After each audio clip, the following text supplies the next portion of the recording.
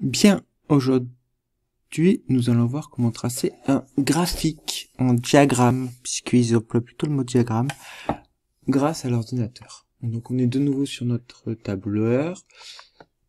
Pour faire un diagramme, il faut d'abord sélectionner les cases à partir duquel on souhaite faire le diagramme. Donc par exemple ici, je veux tout le nombre de séances et le prix. Donc soit je sélectionne les deux colonnes, c'est possible, soit je sélectionne les cases si je ne veux pas toute la colonne, et voilà.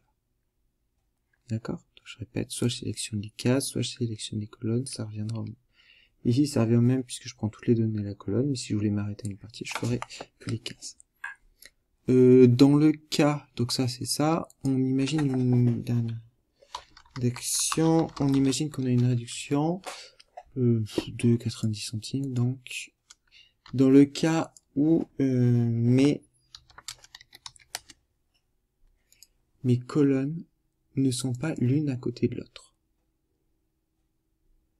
Si mes colonnes ne sont pas l'une à côté de l'autre, je sélectionne ma colonne, et pour sélectionner les autres, sur votre clavier, vous appuyez sur CTRL et vous sélectionnez vos autres colonnes. D'accord? Je répète, sélectionnez une colonne, vous appuyez sur CTRL, vous tenez CTRL appuyé, vous sélectionnez l'autre colonne. Là, vous avez sélectionné vos deux colonnes pour faire un diagramme.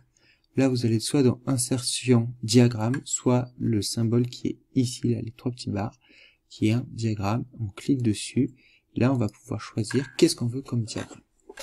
La première chose qu'on va chercher, c'est un type de diagramme. Donc, on pourrait faire des diagrammes sous forme de barres, etc. Nous, ce qui nous intéresse ici, c'est d'avoir le prix qu'on va payer en fonction du nombre de séances. Donc, quand on a un diagramme comme ça, c'est-à-dire le prix en fonction du nombre de séances, on appelle ça une XY dispersion. Donc, XY, alors, vous avez trois grandes solutions. Soit vous faites un diagramme où il vous marque tous les points. C'est-à-dire que là, il va me marquer mes 200 points. Il va me faire un petit dessin pour le premier point quand je vais à une séance, un petit dessin quand je vais à deux séances, etc. Vous pouvez aussi faire un petit des points et des lignes, c'est-à-dire qu'il va vous faire des points et il va vous relier tous les points avec des lignes. Là, le problème, c'est qu'on ne voit pas parce que j'ai beaucoup de points.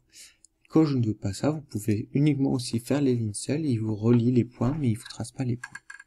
C'est ce qu'on va choisir ici, on va choisir juste ligne seule, comme ça c'est un truc moins épais. Et voilà. Plage de données, c'est juste pour sélectionner. Si vous avez bien sélectionné comme il faut, ça marche. Alors quand il y a marqué première ligne comme étiquette, ça veut dire que une étiquette, ça veut dire que c'est un nom. Donc la première ligne, il va la considérer comme un nom, il ne va pas l'utiliser comme une donnée, il ne va pas tracer un point, il va l'utiliser comme un nom. Et d'ailleurs, on regardera ici qu'il nous a mis réduction, ce qui correspond à ce que j'avais marqué en D1.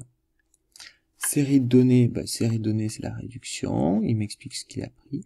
Là, c'est élément du diagramme, c'est comme on vous a appris en SVT, c'est un diagramme, il faut mettre un titre, prix payé pour le métro avec une réduction de 10%. Sous-titre, si vous voulez en mettre un. Axe, c'est le nombre de voyages. Et Y, c'est le prix payé. Et là, vous avez un diagramme qui apparaît. Vous voyez? Vous faites terminer, afficher la légende. Ce qu'il y a ici, afficher la légende. Alors, ici, c'est pas très intéressant parce que vous avez qu'une seule ligne. Si vous avez plusieurs lignes, vous pourriez. Donc, soit c'est ici, vous pouvez l'enlever, ou vous pouvez l'afficher. C'est comme vous le souhaitez. Ici, elle est pas très intéressante parce que j'ai qu'une seule droite. Si j'ai plusieurs droites, ça peut être intéressant.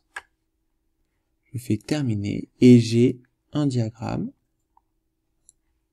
Alors, et j'ai mon diagramme qui apparaît. Bon, si je veux déplacer mon diagramme, je clique sur mon diagramme, je le déplace comme j'ai l'habitude. Si je veux changer des choses à l'intérieur du diagramme, par exemple, modifier l'endroit où il y a le titre, je double-clique, je vous remonte. Là, j'ai sélectionné mon diagramme, je bouge tout le diagramme. Si je veux juste changer des choses, je double-clique. Et là, je vais pouvoir changer des choses. D'accord? Mais j'ai bien double-cliqué avant pour bien montrer que je suis dans mon diagramme. Je double-clique, là, on remarquera que là, d'ailleurs, mon diagramme est entouré d'un petit cadre gris. Et là, je peux changer des choses à l'intérieur du diagramme. Sinon, je bouge juste mon diagramme. Quand j'ai double-cliqué, par contre, bah, ça ne bouge plus le diagramme. Je bouge des choses à l'intérieur du diagramme. Voilà.